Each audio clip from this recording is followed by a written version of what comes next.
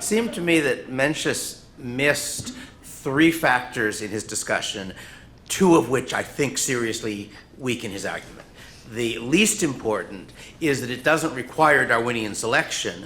There's a prior selection over people's willingness to bet, that they're putting their money where their mouth is, and on average, people know something about whether they know how to play chess or not, and the non-chess players will be less willing to bet than the chess players. So that weakens your argument, but it doesn't destroy it.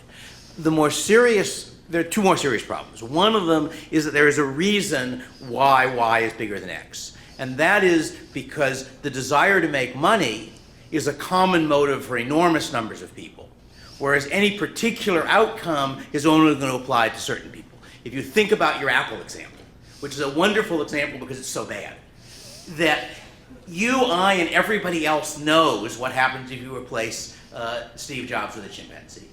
Consequently, if Google wants to waste $20 billion trying to bid the odds of that up, there will be much, much more than $20 billion. People say, wait a minute, Google wants to give us some money? Wonderful. We know that if Steve Jobs is replaced by a chimpanzee, Apple stock will fall. As a stock, might be able to change the battery in the iPhone. I as a stockholder, oppose doing that and therefore would like to shift it, just like Google wants to shift it the other direction. But I as an investor know that it's a very, very safe bet that the stock will go down if Jobs is replaced, and will therefore bet accordingly. So the fact that your X depends on particular circumstances or particular people, Y of some, I think I've got them right, Y of something common to most people who have money, seriously undercuts your argument. Finally, you're assuming that all the X's have the same sign. But in any plausible case, such as the political case, there will be some people who want outcome A and some people who want outcome B. And it's only the difference between the ability of those two groups to push the price one way or the other that has to be outweighed by people who don't care what the outcome is but want to make money. Think for a moment about futarchy versus alternatives. And let me suggest an alternative which is a closer model than futarchy of real political systems, both democratic and non-democratic. And that's a straight bidding war. That's the system where people who want a tariff offer congressmen a certain amount of money to pass a tariff. People who don't want a tariff offer a certain amount of money not to pass a tariff, and whichever number is larger determines what happens. It's not a perfect model of how our system works, but it's not too bad. What futarchy does is to weight that system towards the truth.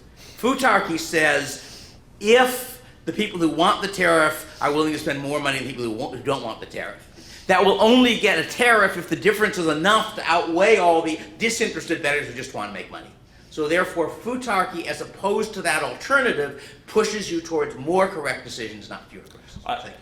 That is an excellent set of questions. Actually, it's not questions; it's an argument. An excellent set of comments. Actually, I almost wish we had Professor Friedman, who of course is a very distinguished fellow here on the stage, because I actually agree with everything he said, and I agree with everything he said. And let me rephrase his arguments for you. First of all, the pre-selection issue is absolutely the case. That's included in, in my Darwinian training example. The market will self-train. People don't want to be sheep. It happens in the first round. Yes, it happens in the first round. But in the first round, you can already assume that there's been a certain amount of pre-training. On the other hand, again, you got to have chess players. And there's a lot of people out there who think they can. There's not a lot of people who think they can play chess but can't. There's a lot of people who think they know what a country should do when they have no idea how to govern it.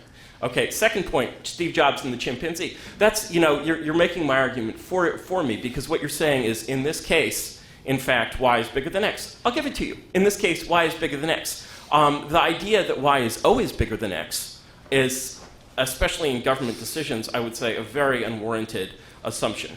And it's the trillions of dollars that are at stake in government decisions are seriously, especially when it's not as clear cut as Steve Jobs and the chimpanzee. It's very easy to imagine, for me to imagine, cases in which x can be greater than y. What you've presented is a fairly good argument why in many cases, and I would agree with you, in many cases, y is going to be greater than x.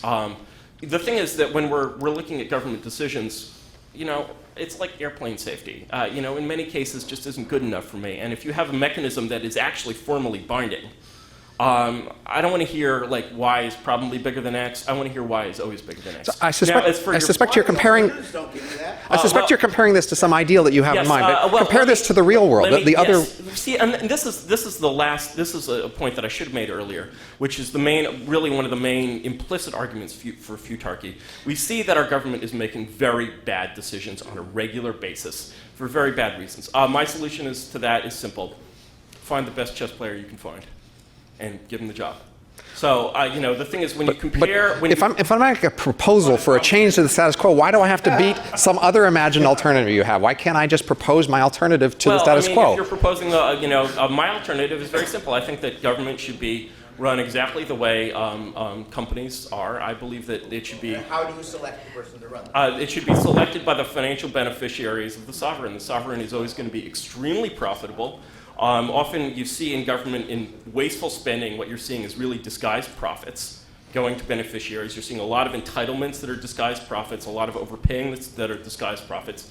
Convert those into profit-making shares. Suddenly, the public employee unions of California should actually have a stake in the financial performance of California. And they'll be like, no, actually, we want... But if you think firms are run all right, then why not allow my proposal for firms?